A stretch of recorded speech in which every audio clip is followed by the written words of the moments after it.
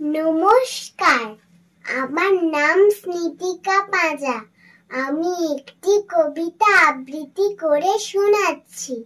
কবিতার নাম সুচিকিৎসা, কবি সুকান্ত ভট্টাচার্য।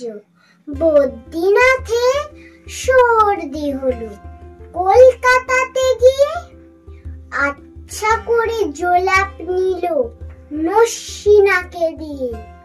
ডাক্তার এসে বলল কে সে বড়ই কঠিন ব্যামো, এসব কি সুচিকিৎসা?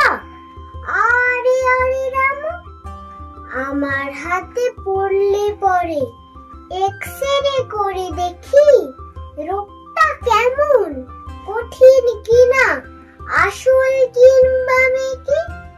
থার্মোমিটার মুখে রেখে সাবধানেতে থাকুক, আইস ব্যাগটা মাথায় দিয়ে একটা দিন তো রাখুক।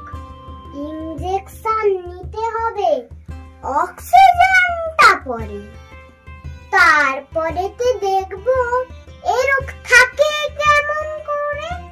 পল্লীগ্রামের বদ্রীনাথ অবাক হলো ভারী, সর্দি হলে এমন তর। ধন্য ডাক্তারে, নমস্কার।